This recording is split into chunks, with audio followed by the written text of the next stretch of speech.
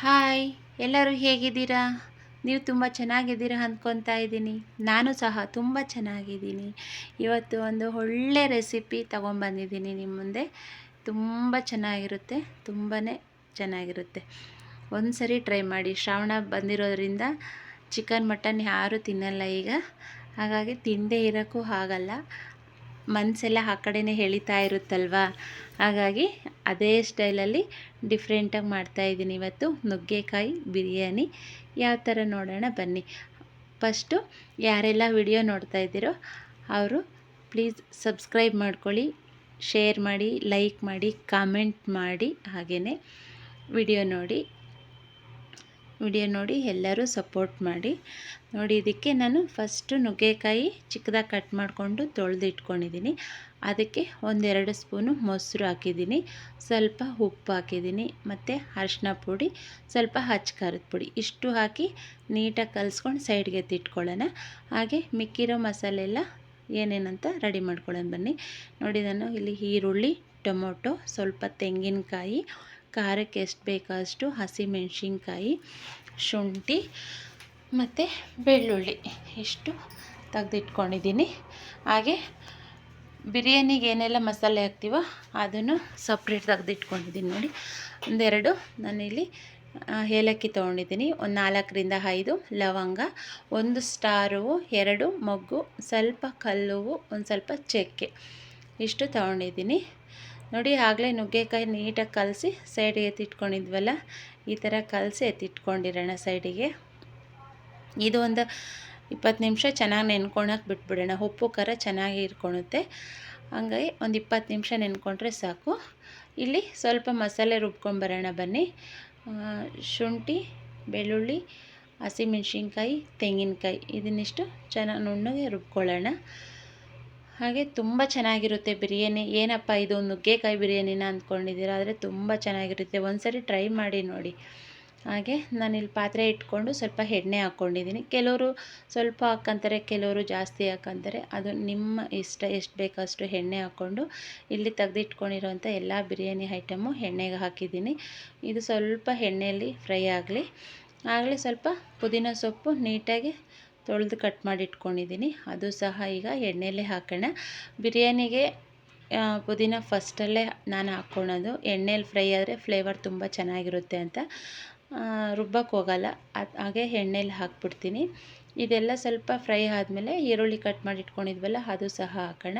ಈರುಳ್ಳಿಯಲ್ಲಿ ಬಿರಿಯಾನಿಗೆ ಸ್ವಲ್ಪ golden fry ಆದ್ರೇ ತುಂಬ ಚೆನ್ನಾಗಿರೋದು. ನೀನು ಯಾವುದೇ ಬಿರಿಯಾನಿ ಮಾಡಿದ್ರೂ ಈರುಳ್ಳಿ ಸ್ವಲ್ಪ ಗೋಲ್ಡನ್ ಕಲರ್ ಬಂದರೆ ತುಂಬ ಚೆನ್ನಾಗಿರುತ್ತೆ ಬಿರಿಯಾನಿ ಟೇಸ್ಟು.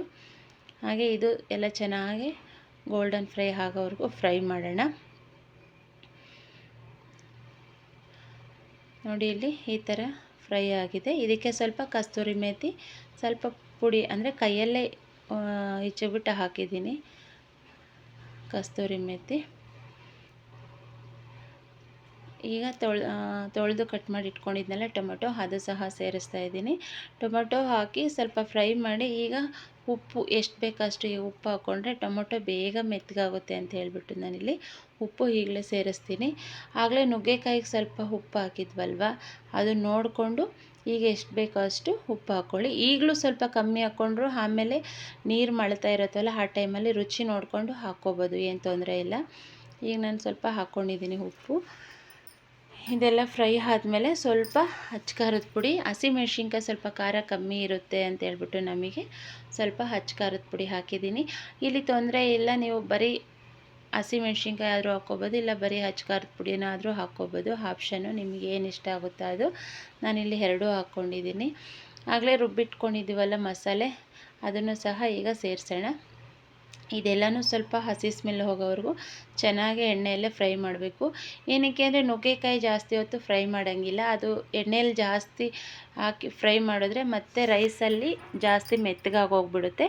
ಅದೆಲ್ಲ ಒಂಥರ ಫುಲ್ಲು ನುಗ್ಗೆಕಾಯಿ ಓಪನ್ ಆಗಿಬಿಟ್ರೆ ಚೆನ್ನಾಗಿರಲ್ಲ. ಅದಕ್ಕೋಸ್ಕರ ನಾನು ಮಸಾಲೆ ಎಲ್ಲನೂ ನೀಟಾಗಿ ಇಲ್ಲೇ ಫ್ರೈ ಆಗೋವರೆಗೂ ಚೆನ್ನಾಗಿ ಫ್ರೈ ಮಾಡ್ಕೊತೀನಿ. ಆಮೇಲೆ ನುಗ್ಗೆಕಾಯಿ ಹಾಕೋಣ ಅಂತಂದು ಫಸ್ಟ್ ಮಸಾಲೆ ಎಲ್ಲ ನೀಟಾಗಿ ಫ್ರೈ ಮಾಡ್ಕೊತಿದ್ದೀನಿ. ಹಾಗೆ ಸ್ವಲ್ಪ ಚಿಕನ್ ಮಸಾಲೆ ಮತ್ತು ಸ್ವಲ್ಪ ಗರಂ ಮಸಾಲೆ ಒಂದೊಂದು ಟೀ ಸ್ಪೂನಷ್ಟು ಹಾಕ್ಕೊಂಡಿದ್ದೀನಿ. 2 garam masala 1 tea spoon, chicken masala 1 tea spoon ಇಷ್ಟನ್ನು ಹಾಕಿ ಚೆನ್ನಾಗಿ ಫ್ರೈ ಮಾಡ್ಕೊತಾ ಇದ್ದೀನಿ. ಈಗ ಕಲಸಿಟ್ಕೊಂಡಿದ್ನಲ್ಲ ನುಗ್ಗೆಕಾಯಿ, ಉಪ್ಪು ಖಾರ ಮೊಸರಲ್ಲಿ ಅದನ್ನು ಸಹ ಸೇರಿಸ್ತಾ ಇದ್ದೀನಿ. ಇದು ಹಾಕಿ ತುಂಬ ಹೊತ್ತು ಫ್ರೈ ಮಾಡೋಂಗಿಲ್ಲ. ಏನಕ್ಕೆ ಅಂದರೆ ಸ್ವಲ್ಪ ಫ್ರೈ ಮಾಡಿದ್ದೀವಿ ಅಂದರೆ ನುಗ್ಗೆಕಾಯಿ ಎಲ್ಲ ಮೆತ್ತಗಾಗ್ಬಿಡುತ್ತೆ, ತುಂಬ ಚೆನ್ನಾಗಿರಲ್ಲ. ರೈಸ್ ಎಲ್ಲ ಹಾಕಿ ಮಿಕ್ಸ್ ಮಾಡ್ತಾ ಇರ್ತೀವಲ್ವ, ಆವಾಗ ಚೆನ್ನಾಗಿರಲ್ಲ.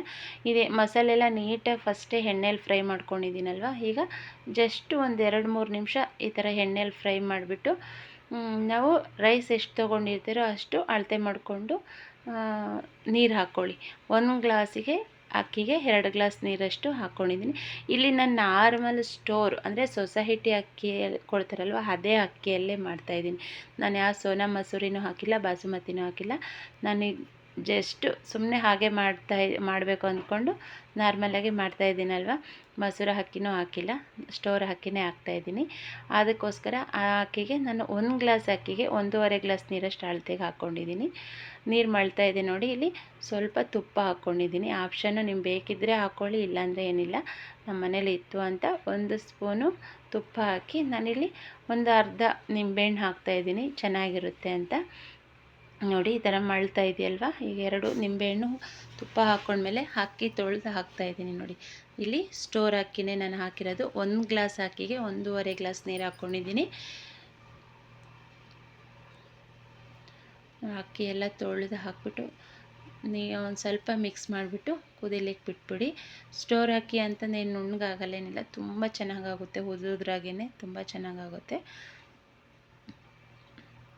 ನೋಡಿ. ಅಕ್ಕಿ ಎಲ್ಲ ತೊಳೆದಾಕಿ ಈ ಥರ ಒಂದು ಸರಿ ಕೈ ಆಡಿಸ್ಬಿಡಿ. ಎಷ್ಟು ಚೆನ್ನಾಗಿ ಕಾಣಿಸ್ತಾ ಇದೆಯೋ ಬಿರಿಯಾನಿ ಅಂತೂ, ತುಂಬ ಚೆನ್ನಾಗಿದೆ ನೋಡಿ. ಇದು 3/4 ಭಾಗ ಅಕ್ಕಿ ಬೆಂದಿದೆ. ಈಗ ನಾನು ಸ್ಟವ್ ಸಣ್ಣ ಮಾಡಿಬಿಟ್ಟು ಇದಕ್ಕೆ ಪ್ಲೇಟ್ ಕ್ಲೋಸ್ ಮಾಡಿಬಿಟ್ಟು ಮೇಲೆ ಸ್ವಲ್ಪ ವೆಯ್ಟ್ ಇಟ್ಬಿಟ್ರೆ ಹಾಗೆ ಅಳ್ಕೊಂಡು ಬಿಡುತ್ತೆ. ಆ ಬಿಸಿಗೆ ಸ್ಟವ್ ಉರಿತಾ ಇರಬೇಕು, ಸಣ್ಣ ಉರಿತಾ ಇರಬೇಕಷ್ಟೆ ನೋಡಿ. ತುಂಬ ಚೆನ್ನಾಗಿದೆ ಬಿರಿಯಾನಿ ಅಂತೂ, ತುಂಬಾ ಚೆನ್ನಾಗಿರುತ್ತೆ. ನೀವು ಸಹ ಟ್ರೈ ಮಾಡಿ ಒಂದು ಸರಿ.